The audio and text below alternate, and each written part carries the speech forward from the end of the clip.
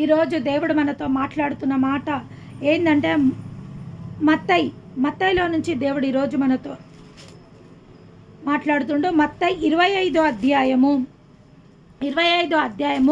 1 నుండి 6 వచనాల వరకు దేవుడు ఈరోజు మనతో మాట్లాడుతుండు. దేవాది దేవునికే స్తుతులు స్తోత్రములు. ఈరోజు పరలోక రాజ్యము తమ దివిటీలను పట్టుకొని పెండ్లి కుమారుని ఎదుర్కొనుటకు బయలుదేరు 10 మంది కన్యకలను పోరి ఉన్నది. వీరిలో 5 బుద్ధి లేనివారు, 5 బుద్ధి గలవారు. దేవుడి ఈ మాటలని దీవించును గాక. దేవుడు ఈరోజు బుద్ధిగల కన్యకల గురించి, బుద్ధి లేని కన్యకల గురించి మాట్లాడుతుండు. దేవుని నామానికి మహిమ కలుగును గాక. పరలోక రాజ్యము తమ దివిటీలను పట్టుకొని పరలోక రాజ్యము కోసం ఎవరైతే రెండో రాకడ కోసం ఎదురు చూస్తారో వాళ్ళ కోసం దేవుడు మాట్లాడుతుండు. ఏమనంటే దేవుడు 10 మంది కన్యకల ద్వారా మాట్లాడుతుండ్రు. అందులోనంట 5 కన్యకలు బుద్ధిగల కన్యకలు, 5 కన్యకలు బుద్ధి లేని కన్యకలు. మరి వాళ్ళకు బుద్ధి ఎందుకు లేదో, వీళ్ళకి బుద్ధి ఎందుకుందో కొన్ని నిమిషాలు మనము ఈ యొక్క వాక్యాన్ని ధ్యానిద్దాము. ఇక్కడ ఏమంటుండంటే దేవుడు దివిటీలను పట్టుకొని తమతో కూడా నూనెని తీసుకొని పోలేదు. బుద్ధిగల వారు తమ దివిటీలలో కూడా సిద్ధలలో నూనెని తీసుకొని పోయిరి. పెళ్లి కుమారుడు ఆలస్యం చేయగా వారందరూ కునికి నిద్రించుచుండిరి. రాత్రి వేళ ఇదిగో పెళ్లి కుమారుడు అతని ఎదుర్కొన రండి అని కేక వినబడెను. అప్పుడు ఆ కన్యకలందరూ లేచి తమ దివిటీలను చక్కపరిచిరి.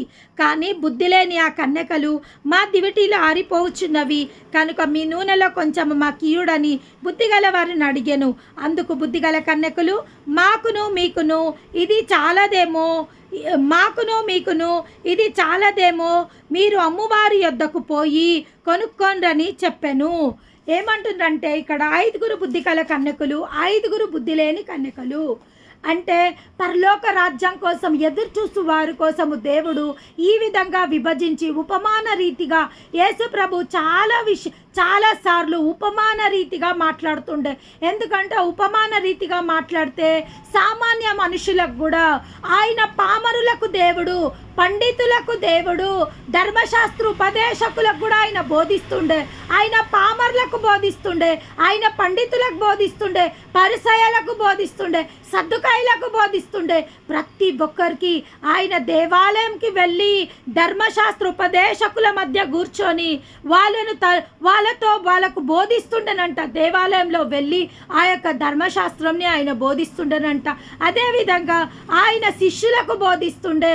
అదేవిధంగా ఆయన సామాన్య వ్యక్తులను, ఒకసారి అయితే ఆయన కొండపైకి ప్రసంగించడానికి వెళ్ళినప్పుడు ఆయన ప్రసంగిస్తుండేనంట. 3 రోజులు గడిచిపోయినాయంట.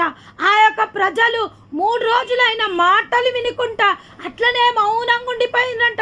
అసలు వాళ్ళకు ఆయన మాటలు వింటున్నప్పుడు వాళ్ళకు ఆకలి లేదు, వాళ్ళకు దప్పిక లేదు, వాళ్ళకు ఏ విధమైన బాధ అనేది వాళ్ళకు లేకుండా వాళ్ళు శ్రద్ధతో భక్తులతో, అక్కడ చాలా మంది పిల్లలు కూడా ఉన్నారంట, పిల్లలు కూడా ఉండడం జరిగింది. ఆ పిల్లలు కూడా జాగ్రత్తగా, పెద్దలు పిల్లలు అందరూ అక్కడ నిరీక్షిస్తూ ఆ యొక్క సమయంలో ఉండడం జరిగిందంట. అదేవిధంగా ఇక్కడ కూడా ఏం జరిగిందంటే ఆ యొక్క యేసు ప్రభు రాకడ కోసము ఎంతమంది అయితే సిద్ధపడి ఉన్నారో, ఎంతమంది అయితే సిద్ధపడి లేదో వారందరి కోసం ప్రార్థిస్తుండు. వారందరి కోసం దేవుడు ఈరోజు మాట్లాడుతుండు. ఏమనంటే బుద్ధిగల కన్యకలు. ఎవరు బుద్ధిగల కన్యకలు, ఎవరు బుద్ధి లేని కన్యకలు? బుద్ధిగల కన్యకలు ఎవరంటే వాళ్ళని వాళ్ళు రక్షించుకోవడమే కాదు, వాళ్ళ కుటుంబంని రక్షించుకోవడమే కాదు, అదేవిధంగా అనేకులను రక్షించి, అనేకులని దేవుని మార్గంలోకి నడిపించి, అనేకులని ఒక మనిషినంట ఎప్పుడైతే మనం ఒక మనిషికి బుద్ధి చెప్తామో, ఒక మనిషికి దేవుని మాటలు చెప్తామో, ఒక మనిషికి సరి అయిన మార్గంలో ఎప్పుడైతే మనం నడిపిస్తామో ఆ యొక్క వ్యక్తి నరకంలోకి వెళ్ళకుండా, ఆ యొక్క ఒక ఆత్మనంట మనం నరకంలోకి వెళ్ళకుండా ఆ యొక్క ఆత్మని మనము ఆ నరకంలో నుంచి బయటికి తీసుకొచ్చిన వాళ్ళం అవుతామంట. అదేవిధంగా ఎంతమంది బిడ్డలైతే సువార్త చెప్పుకుంటూ దేవుని సేవ చేసుకుంటూ, దేవుని సేవ చేయడం అంటే ఏంది? సువార్త చెప్పడము, దేవుని గురించి ఒక మాట చెప్పడం. నాకు చాలా మంది సహోదరులు తెలుసు, సహోదరిమణులు తెలుసు. వాళ్ళు ఏంటంటే వాళ్ళు దేవుని నమ్ముకున్నారు, వాళ్ళ కుటుంబాలలో సమాధానం ఉంది, అన్ని విషయాలలో దేవుడు వాళ్ళు వర్ధిల్లుకుంటుంటారు. అయినప్పటికీ ఎవరన్నా బాధతో వేదనతో వాళ్ళు ఊబిలలో పడిపోయి బంధకాలలో ఉన్నారనుకోండి, వాళ్ళు ఈ యొక్క సత్య సువార్త చెప్పడం నేను విని ఉన్నాను.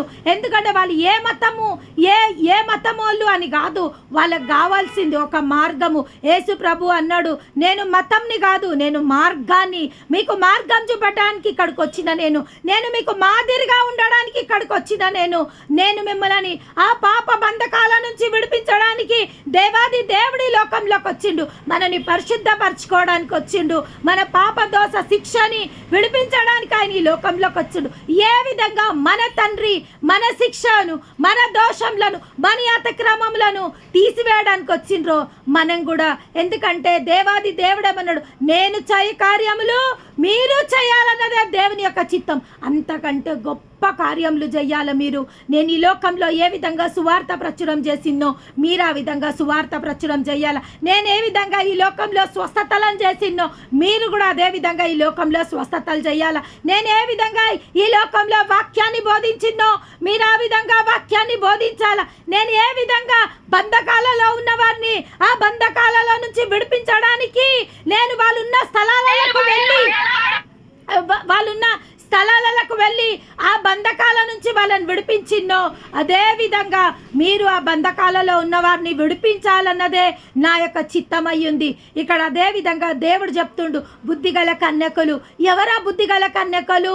వాళ్ళు రక్షింపబడమే కాదు, వారు దేవుని తెలుసుకోవడమే కాదు, వారి కుటుంబాన్ని రక్షణలోకి తీసుకొచ్చడమే కాదు, వాళ్ళ బంధువులని రక్షణలోకి తీసుకొచ్చడమే కాదు, వాళ్ళ స్నేహితులని రక్షణలోకి తీసుకొచ్చడమే కాదు, దేవుని బిడ్డలని దేవునిలో నడిపించడమే కాదు, అదే విధంగా మా కుటుంబం రక్షింపబడ్డది, మేము అన్ని విధాల బాగున్నామని అనుకోకుండా అనేకులని వెలుగు. దేవుడేమన్నాడు, మీరు ఈ లోకానికి వెలుగై ఉన్నారు, మీరు ఇంటికి వెలుగై ఉన్నారన్నాడా?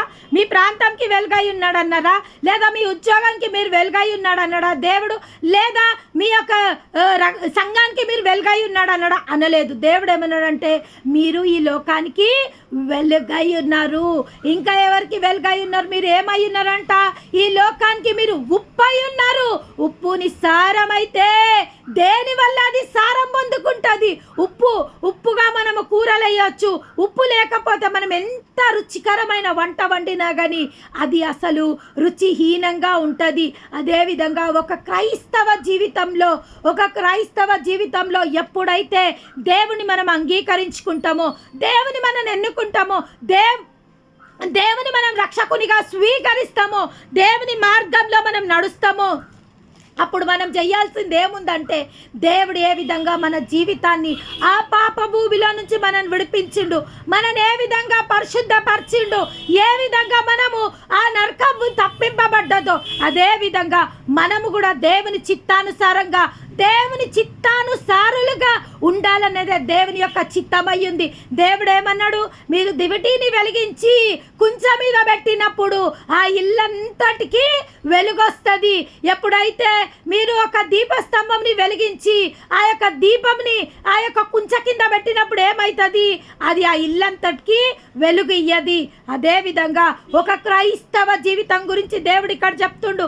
మనతో ఏమంటుండంటే దేవాది దేవుడు, మనము బుద్ధిగల కన్యకల వలె మనని మనం రక్షించుకొని, మన కుటుంబాన్ని రక్షించుకొని, మన రక్త సంబంధీకులని రక్షించుకొని, ఇంకా మనము సువార్త చేయవలసిన ఆ సిద్ధలలో నూనె ఏందా? నూనె దేనికి సాదృశ్యము? నూనె దేనికి సాదృశ్యం అంటే ఆత్మల రక్షణ కోసం సాదృశ్యము. ఆ వెలుగు దేనికి సాదృశ్యం అంటే మనం అనేకులను వెలిగిస్తున్నామను ఆ వెలుగుకు సాదృశ్యము.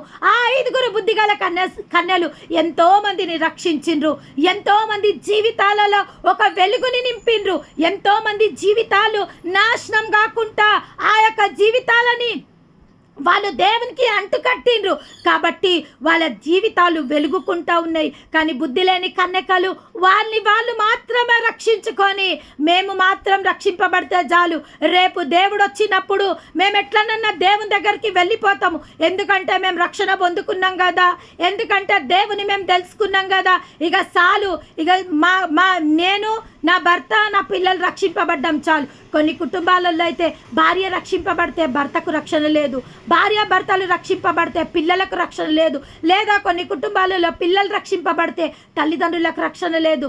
ఇంకా దేవుడే స్వయంగా అన్నాడు, నలుగురు ఇంట్లో ఉంటే ఒకరికి వ్యతిరేకంగా ఒకరు ఉంటారు, ఇది నేను చేస్తా. అయ్యో, దేవుడు మనని ఇక్కడ ఐక్యతగా జీవించమన్న దేవుడు ఏ విధంగా మనని ఆ విధంగా అత్తకు కోడల్ని వ్యతిరేకంగా లేపుతా, కొడుకుకు తండ్రిని వ్యతిరేకంగా రేపుతా, మామని అల్లునికి వ్యతిరేకంగా లేపుతా, సహోదరికి వ్యతిరేకంగా లేపుతా. ఇదేంటి దేవుడు ఇట్లా వ్యతిరేకంగా రేపే దేవుడా? కానీ దేవుడేమంటుండంటే, ఎప్పుడైతే ఒక మంట వెలగాలంటే పాతకాలంలో ఒక మంట వెలగాలంటే ఏం చేస్తుండే? పాతకాలంలో రాయిని రాపిడి చేస్తుండే. రాయిని రాపిడి చేసేటప్పుడు ఆ రాయిలో నుంచి అగ్ని బయటికి వస్తుండే. అదేవిధంగా ఒక వ్యతిరేకత మనకుంటేనే ఇంకా మనము బలంగా, ఒక లబ్బర్ బ్యాండ్ని చూడండి, మనం ఇట్లా గట్టిగా గుంజినప్పుడల్లా అది వెనుకకు వెళ్ళిపోతుంది. కానీ ఒకటేసారి దాన్ని వదిలేసినప్పుడు ఏమైపోతుంది అంటే తన సహజ రూపంలోకి అది వచ్చేస్తుంది. గుంజినంతసేపు అది చాలా దూరం వెళ్ళిపోతుంది, కానీ ఒక్కసారి దాన్ని వదిలేయంగానే ఏమైపోతుంది, అది మళ్ళీ వచ్చేసి అది ఏ సైజులో ఉండనో ఆ సైజుకి వచ్చేస్తుంది. అదేవిధంగా మనని రేపే మనుషులు లేకపోతే, మనని రెచ్చగొట్టే మనుషులు లేకపోతే, మనని ఈ విధంగా మనని దేవుని వైపు నెట్టటోళ్ళు లేకపోతే మనము దేవునిలో నిలబడలేము. చాలామంది నాకు చెప్తుంటారు, సహోదరులు చాలామంది చెప్తారు, అమ్మ వీళ్ళు మమ్మల్ని ఇట్లా అన్నారమ్మా, అమ్మ వీళ్ళు మమ్మల్ని ఇట్లా గాయపరిచిండ్రమ్మా, అమ్మ వీళ్ళ మాటలు మా హృదయాలకు ఒక గుణపాలలాగా గుచ్చుకుంటున్నాయమ్మా, ఒక కత్తుల్లాగా అనిపిస్తున్నాయమ్మా. నేనంట, అమ్మా మేలు కొరకే తల్లి.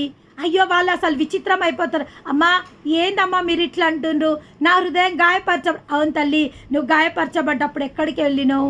నీ దేవుని దగ్గరికి వెళ్ళినావు. ఒకవేళ నీకు ఈరోజు ఆ మాట రాకపోతే, ఆ వ్యతిరేకత రాకపోతే, నువ్వు దేవుని సన్నిధికి రాకపోతుంటే తల్లి, నీ హృదయాన్ని దేవుని పాదాల పైన కుమ్మరించకపోతుంటే. నా జీవితంలో జరిగిన సంఘటన కొన్ని సంవత్సరాల క్రితం దేవుని నేను ఎన్నుకున్నప్పుడు, దేవాది దేవుడు నన్ను ఏర్పరచుకున్నప్పుడు, నన్ను ఆయన బిడ్డగా నన్ను స్వీకరించినప్పుడు భయంకరమైన వ్యతిరేకత నా భర్త నుంచి నాకు కలిగింది. భయంకరమైన వ్యతిరేకత అయినప్పటికీ నా దేవాది దేవుడు నన్ను నిలబెట్టిండు. ఒక్క రోజు, 2 రోజులు, నెలలు గడిచినాయి, సంవత్సరాలు గడిచినాయి.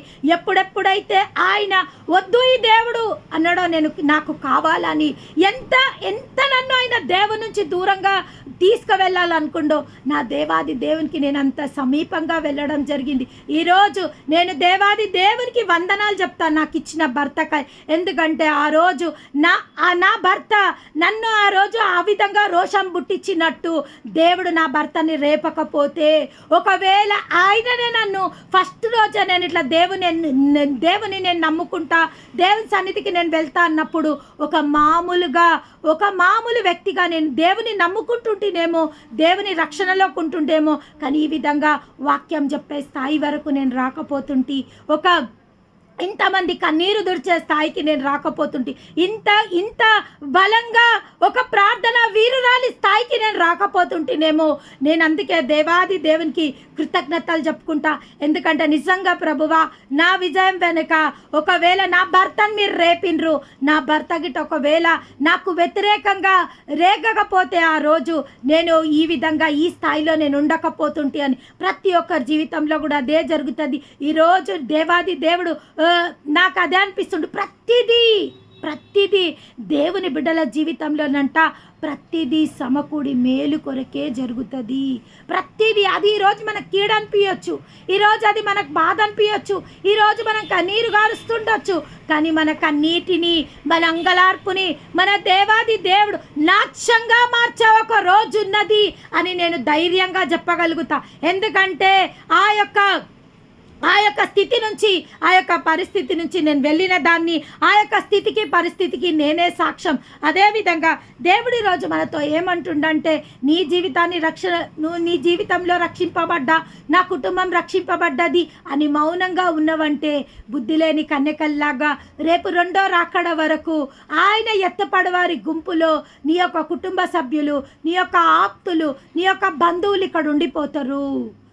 ఒకవేళ అక్కడ ఏమన్నదంట, తలుపులు వేయబడ్డది. ఈ బుద్ధి లేని కన్యకలంట, ప్రభువా ఇప్పుడు మేము వెళ్ళి అందరినీ రక్షించుకొని వస్తాం ప్రభువా, నేను మా భర్తను తీసుకొని వస్తా ప్రభువా, మా పిల్లలను తీసుకొని వస్తా ప్రభువా, మా రక్త సంబంధికులను తీసుకొని వస్తా ప్రభువా, మా ఆప్తులను తీసుకొని వస్తా ప్రభువా అని వాళ్ళందరూ వాళ్లకు సువార్త చెప్పి వాళ్ళని తీసుకొరానికి వెళ్ళే వరకు ఆ దేవాది దేవుడు అక్కడ పెళ్లి కుమారుడు వచ్చేసి ఎవరైతే ఆ 5 బుద్ధిగల కన్యకలు వాళ్ళు సిద్ధలలో నూనెని సిద్ధపరచుకొని వాళ్ళు రెడీగా ఉండరో వారిని ఆయన తీసుకొని వెళ్ళిపోయిందంట. ఆ తలుపులు వేయబడ్డాయంట. అప్పుడు ఆ బుద్ధి లేని కన్యకలు వచ్చి, ప్రభువా ప్రభువా మేము వచ్చినాం తండ్రి, తలుపు తెరువు అని అన్నప్పుడు ఆ దేవుడు అన్నాడంట, మీరు ఎవరో నేను ఎరుగను. ఆనాడు నోహా కాలంలో దేవుడు జలప్రలయాన్ని తీసుకొచ్చినప్పుడు నోహా ఒక్కడే నీతిమంతుడుగా దేవుడికి కనబడ్డాడంట. అప్పుడు దేవాది దేవుడు నోహా దగ్గరికి వెళ్ళి, నోహా నువ్వు ఒక ఓడని తయారు చేసుకో, నువ్వు ఒక ఓడని తయారు చేసుకొని నువ్వు నీ భార్య, నీ 3 కొడుకులు కోడన్లు ఆ యొక్క ఓడలో ప్రతి జాతికి 2 ఒక ఆడ ఒక మొగ, ఒక పక్షులనే కానీ జంతువులనే కానీ జరచరాసులనే కానీ సమస్తాన్ని 2 తీసుకొని వెళ్ళి ఆ యొక్క ఓడలో సిద్ధపరచమన్నప్పుడు నోహా అదే విధంగా ఆ యొక్క ఓడ కట్టడం జరిగిందంట. దేవుడు చెప్తుండు, ఈ అరలో ఈ జంతువులను పెట్టు, ఈ అరలో ఈ జంతువులను పెట్టు, వాళ్ళకి కావాల్సిన ఆహారాన్ని సిద్ధపరచు, వాళ్ళకి కావాల్సిన సమస్తాన్ని సమకూర్చు. ఎందుకంటే దేవుడు ఏమన్నాడంటే, నేను తలుపులు వెయ్యబోతున్నా, ఆ యొక్క ప్రళయం వచ్చినప్పుడు నేనేం చేయబోతున్నా, నేను ఆ యొక్క ఓడ తలుపులు వేయబోతున్నా. ఇంకా అవి ఎప్పుడు తెరుచుకుంటాయంటే ఈ ప్రళయం ఎప్పుడైతే ఆగిపోతుందో అప్పుడు ఆ యొక్క తలుపులు తెరవబడతాయి. అదేవిధంగా అప్పుడు నోహా ఎంతో బాధపడుతుండు, ప్రభువా ఎంతోమంది ఇంకా బయట ఉండ్రు ప్రభువా, వాళ్ళందరినీ నేను బతిన్లాడిన ప్రభువా, వాళ్ళందరినీ నేను బామాలిన ప్రభువా, అయినప్పటికీ వాళ్ళు రాలేకపోయినరు. దేవాది దేవుడు అన్నాడు, అంతే నోహా, ఇంకా నువ్వు తలుపు వేసుకోవాల్సిందే, నువ్వు తలుపు వేసుకుంటే నా పని నేను ప్రారంభిస్తా.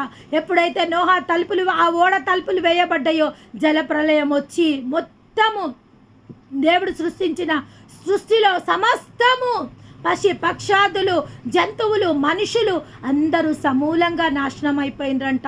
ఒక్కసారి ఎవరెదుటనన్నా దేవుడు తలుపులు వేస్తే అవి ఎన్నటికీ తెరవబడయి.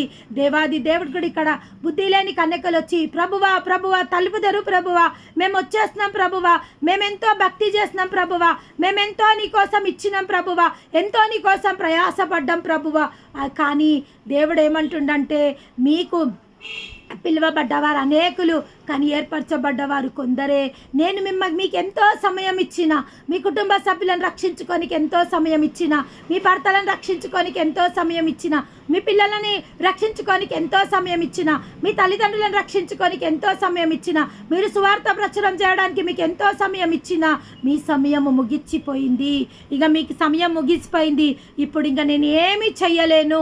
ఇంకా ఆయన తలుపులు వేయగా తీయగల సామర్థ్యత ఎవ్వరికీ లేదంట. ఆయన తలుపులు వేయగల సామర్థ్యత ఎవ్వరికీ లేదంట. అదేవిధంగా దేవాది దేవుడు ఈరోజు మనందరితో ఒకటే మాట చెప్తుండు, ఏమంటే సువార్త బోధించు వారి పాదములు ఎంతో సుందరములు. ఆయన ఏమంటుండంటే, ఎవరైతే సువార్తను ప్రచురం చేస్తారో వాళ్ళ పాదములని నేను సుందరమైన పాదములుగా చేస్తా. వాళ్ళు ఎక్కడికి వెళ్ళినా కానీ వాళ్ళ వెంబడి నా యొక్క మహిమ వస్తుంది. వాళ్ళు ఎక్కడికి వెళ్ళినా వాళ్ళు ఒక సువాసనగా ఉంటారు. వాళ్ళు ఎక్కడికి వెళ్ళినా వాళ్ళ జీవితాలలో సక్సెస్ ఉంటుంది. వాళ్ళ జీవితాలలో వాళ్ళు ఎక్కడికి వెళ్ళినా నా ఏమంటారంటే నీ వాక్యము నా పాదములకు దీపము, నా త్రోవలకు వెలుగు. ఆయన వాక్యం ఏంటంట, మన పాదములకు దీపం అంట. ఎప్పుడైతే వాక్యానుసారంగా మనం జీవిస్తామో, వాక్యాన్ని ధ్యానిస్తామో, వాక్యాన్ని మనము పఠిస్తామో, ఆ వాక్యం అంట మనకు ముందుగా నడుస్తుందంట. ఏ మార్గంలో మనం వెళ్ళాలా, ఏ త్రోవలలో మనం వెళ్ళాలా, చెడు మార్గంలలో మనకు వెళ్ళకుండా, కీడు మార్గంలలో మనం వెళ్ళకుండా, పాప మార్గంలలో మనం వెళ్ళకుండా, బంధకాల మార్గంలో మనం వెళ్ళకుండా, నాశన మార్గంలోకి మనం వెళ్ళకుండా దేవుని వాక్యము మనం ప్రొటెక్ట్ చేస్తుంటుందంట. దేవుని వాక్యమే మనం ప్రొటెక్ట్ చేస్తున్నది. కీర్తన గ్రంథంలో రాయబడింది ఏమంటే, నేను నా నామం కన్నా వాక్యాన్ని హెచ్చించి ఉన్నాను. దేవాది దేవుడంట ఆయన నామము కంటే వాక్యాన్ని ఆయన హెచ్చించున్నాడంట.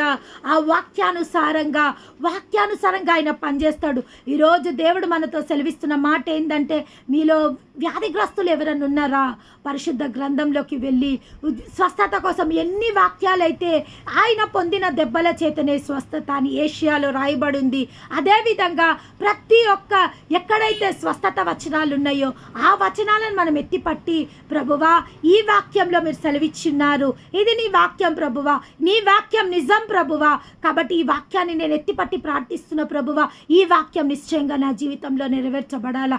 అదేవిధంగా ఎవరికైతే గర్భఫలం లేదో వాళ్ళు 113వ కీర్తనలో, తండ్రి మీరు గర్భఫలము తండ్రి సంతులేని దాని ఇల్లాలుగాను కుమారులు సంతోషం గల తల్లిగాను చేస్తానని మీరు సెలవిచ్చున్నారు ప్రభువా. నన్ను తండ్రి దేవా కుమారులు సంతోషం గల